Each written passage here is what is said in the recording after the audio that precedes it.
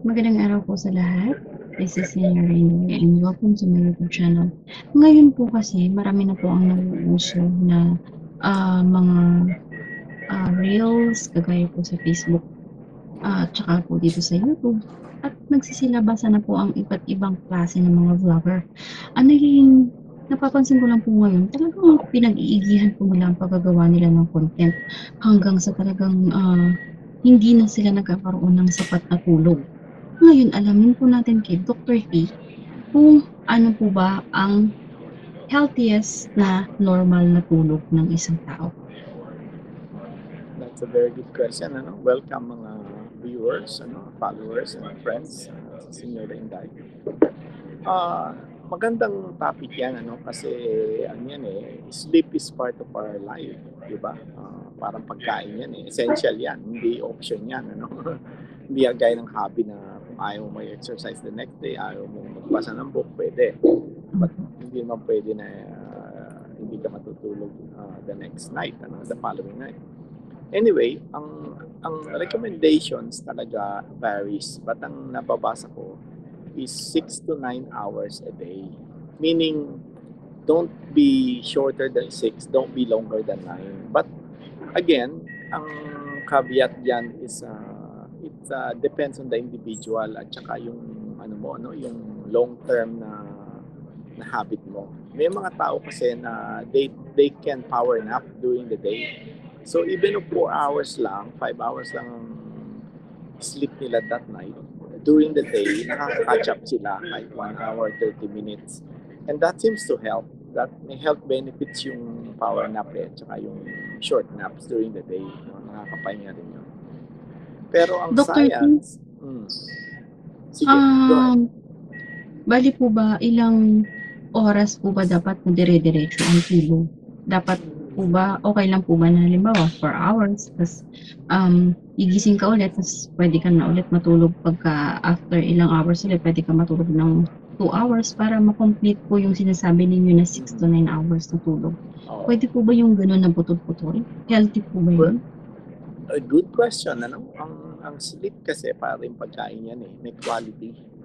Ang pagkain, di ba, ang natin quality foods, healthy ba yan? Ganun din ang Opo. sleep. Hindi ibig sabihin pinikit mo yung mata mo, sleep ka, ikaw puro naman during the sleep you cannot attain yung tinatawag nila na level ng sleep na talagang kailangan ng brain. Ang brain ang nangangailangan ng sleep Although, siyempre, the brain affects the heart, affects lahat ng systems. Pero yung nervous system natin, ang talaga nangangailangan ng sleep. Kasi yung mga neurotransmitters natin sa brain, na-replenish yan when we go to deep sleep. Napaka-importante na yung maabot tayo ng tatawag na REM sleep. Yung mga tamang waves sa yan kasi by EEG may mga sleep studies na ginagawa. In fact, maraming tao na kailangan nila ng sleep studies, sleep treatment, sleep lab evaluation kasi they're not getting enough sleep as far as yung quality. Sa hours, okay. Pero yung quality ng sleep hindi nila na-attain. Importante. Dr. T, halimbawa po, kinulang ka ng tulog sa loob ng isang araw. Di po ba ang clock natin is 24 hours? Tapos, doon po sa loob ng 24 hours na yun, ang naitulog lang po natin 4 hours. Pwede po bang doon sa another 24 hours na darating, bayaran ko po yung 4 hours. So, kung ang normal na sleep po ng isang tao, sabi nga po ninyo ay 6 to 9 hours, halimbawa, palagay natin 6 hours plus 4, kinabukasan, matutulog ako ng 10 hours. Healthy pa po ba yun? Or po pwede po bang ganun ang maging baling gawin ng isang tao o maging ganun ang style ng pagtulog niya para makabawi po siya or maging healthy na sinasabi nga po ninyo na talagang mahalaga ang tulog sa isang tao? Very interesting question. Very interesting questions.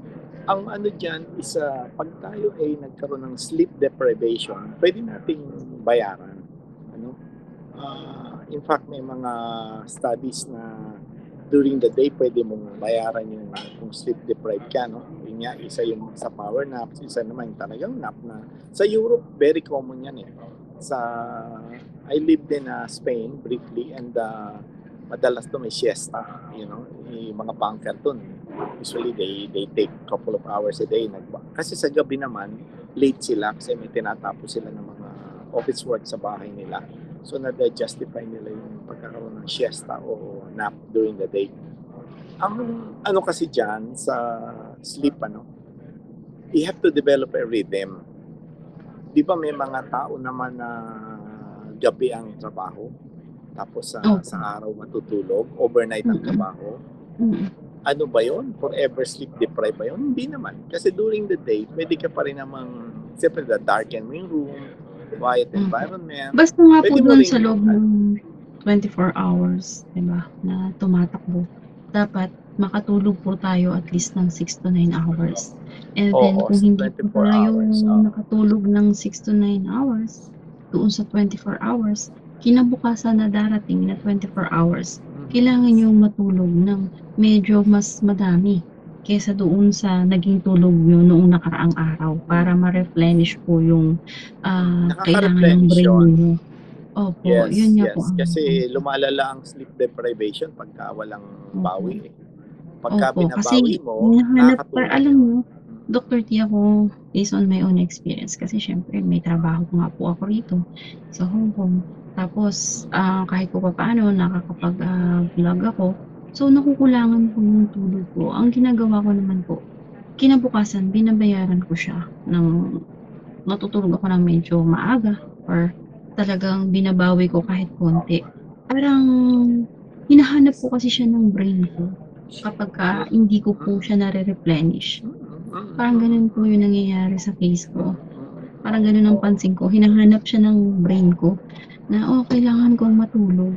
Ano po ba yun? Psychological o talagang ganun po yung nagpa-function yung brain natin, sinasabi sa atin na kailangan natin ng sleep? Hindi ba nabanggit mo nga yung kailangan natin mag-restore yung neurotransmitters? Totoo yun. Kailangan natin kasi ano naman yun any time na mababawi natin, makakarating tayo ng deep sleep.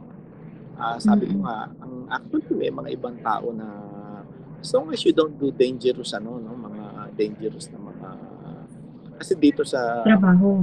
Opo, mga dangerous na trabaho.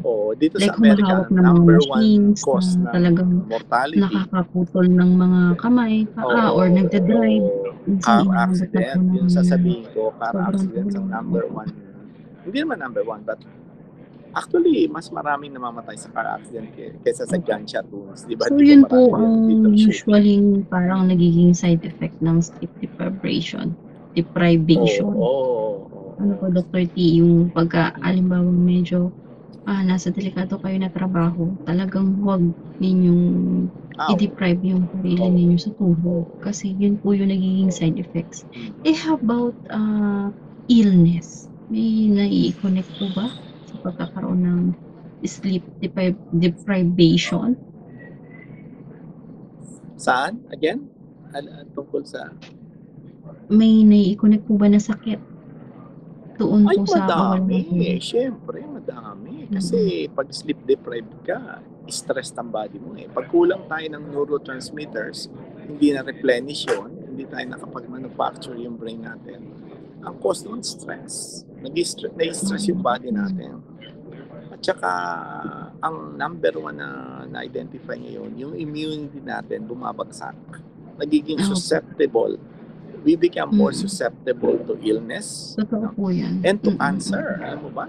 Yung mutation sa body. Opo.